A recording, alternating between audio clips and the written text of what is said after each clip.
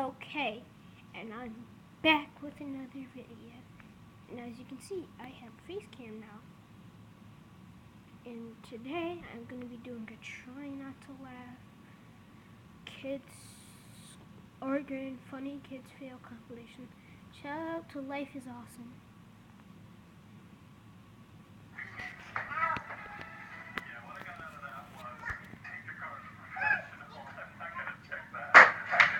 Oh no!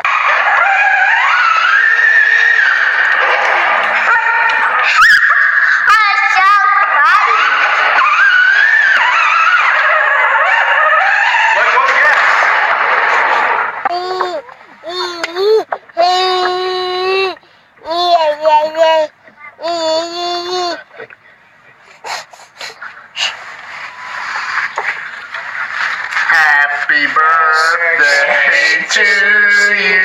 No! Happy birthday to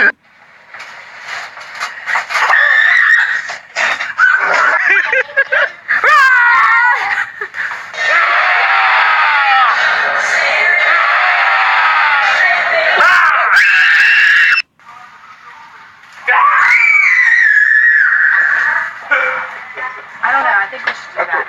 Hey, we were wondering, when we go to the hospital... Hurry up, Alex. Yeah, I forgot to What? I would like great. You wanted a puppy. Oh my gosh! Right? Yeah, that's cool.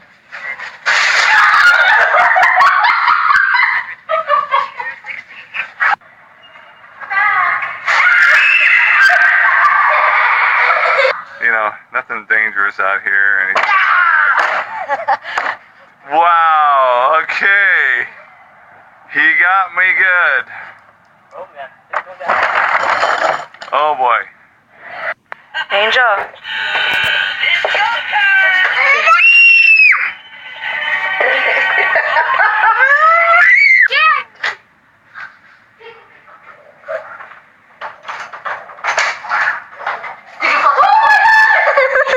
And let's see what his response is. Yeah, well, come on, buddy. How's your day? Good. Yeah? Cool. You gonna get in your car seat? What?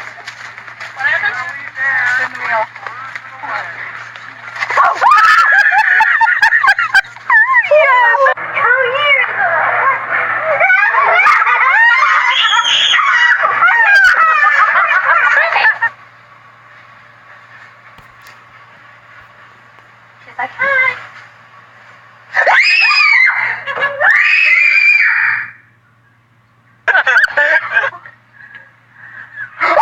Way to go! Oh, shoot!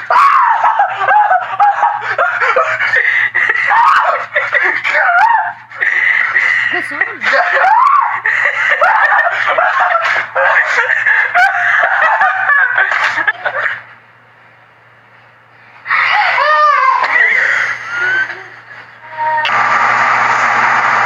Santa? Where did Santa go? There he is. You were in here with him. Boy. Do that.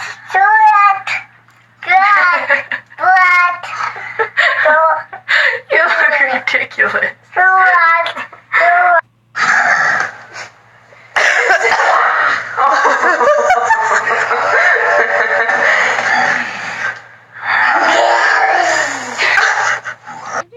it go.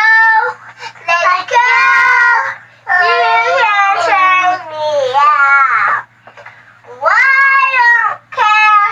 This video is way too long, so I'm gonna just cut to the other part of the video. His name was...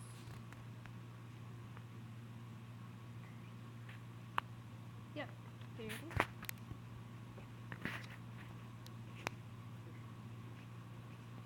I'm gonna watch...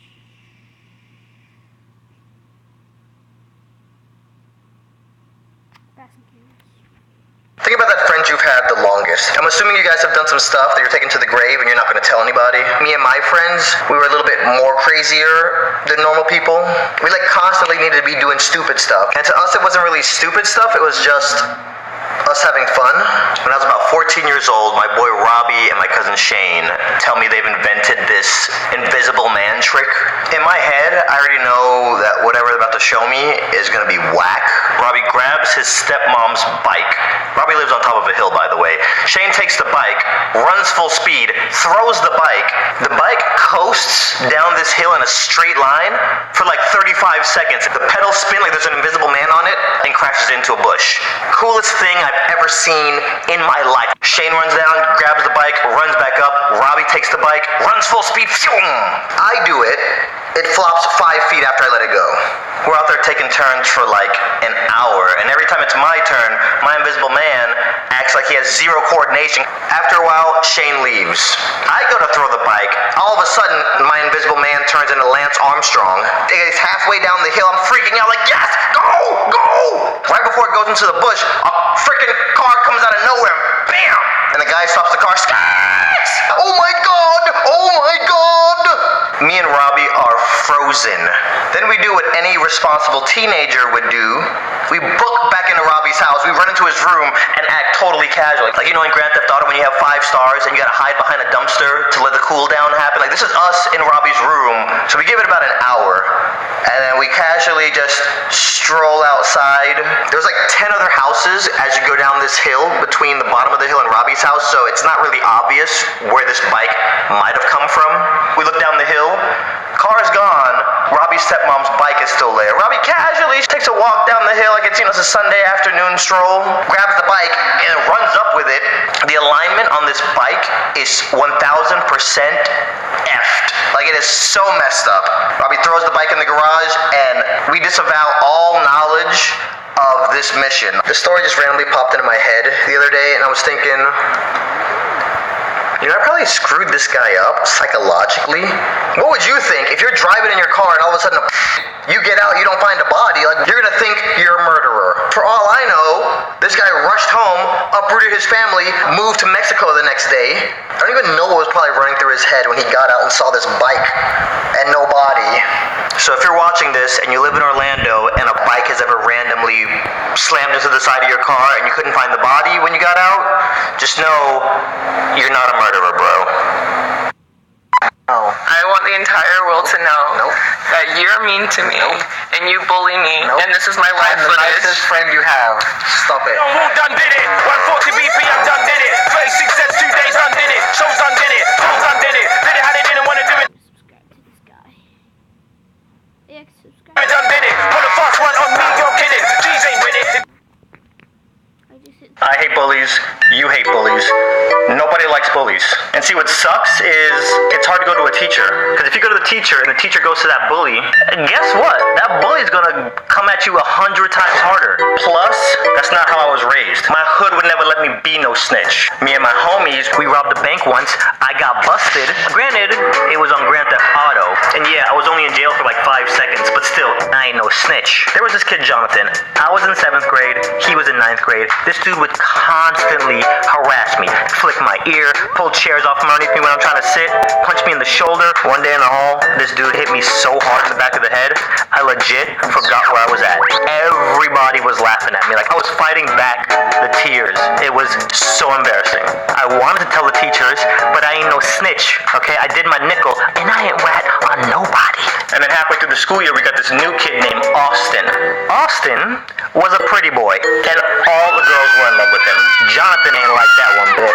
He took all that energy he was focusing on me and shifted it to Austin. After Jonathan stopped bullying me, like my mom would be driving me to school and I'd be like, "Do you smell that, Mom? Do you smell that? You know what that smell is?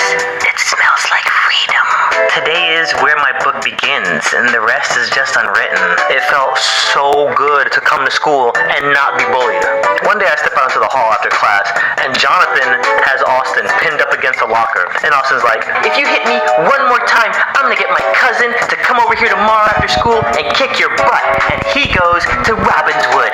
We went to a private school and Robbinswood was like the public school version of our private school. And private school teachers always use those scare tactics so you don't leave the private school school and go to a public school. So we were all petrified of Robbinswood kids because of all the brainwashing. Jonathan wasn't buying his bluff. I don't care. Get your cousin. Get your cousin and all his friends. I ain't scared of you. I ain't scared of him. I ain't scared of nobody. So the next day, school ends. I step out the gym and I see Jonathan sitting on the patio and I'm like, let me just get comfortable. And then about 10 minutes later, guess who comes walking around the corner off the street? Yup, Austin. And guess who he's with? Yup, his cousin. And I'm like, oh dang, junk is about to get raw. I just see Austin's lips move, and then his cousin did like this power march toward Jonathan. And Jonathan steps away from the group, and his face just turns white. As his cousin gets closer, he puts his hands up like, hey, listen, man, listen. His cousin doesn't say a word. Pow! No question, son. Punched him right in his muffin. He was like, bam, ding, ding, ding. It was over. I wanted to run over and be like, boom, headshot, MLG Pro. Look at me, look at me. He is the captain, no. Okay? And you know, I thought that was it. Like, fight's over. But nah, he beat the crap out of Jonathan. And all of Jonathan's boys just stood around watching. Not one of them tried to help. I felt like I was watching Marvel vs. Capcom in real life. Like, he's throwing Jonathan up in the air. He's got assist characters coming in and throwing lasers at him. He walks back over to Austin, and then I see Jonathan, like, limping toward him. And he goes, yeah, you better run. Probably not the smartest thing for Jonathan to say. Because then Austin's cousin turned around, ran back over to him, grabbed him by the hair, and then started slamming his head into the wall over and over. And then he just walked off like nothing. Like his shirt wasn't even wrinkled. The next day at school, it looked like Jonathan had been neutered. He didn't talk to nobody. He sure as heck was not bullying Austin no more. He wasn't bullying me. He didn't bully anybody for the rest of the year. It almost seemed like he turned into a foreign exchange student who didn't know English. You know, he'd barely speak. Can somebody pass me an eraser, please? And that's it. If you're clowning somebody else at school, stop it. If you physically are touching or laying hands on somebody else at school, stop it. Let's just make this real simple, since a lot of bullies don't realize they're bullying people. Don't say or do anything to anybody that you wouldn't want them to say or do to you. That's it.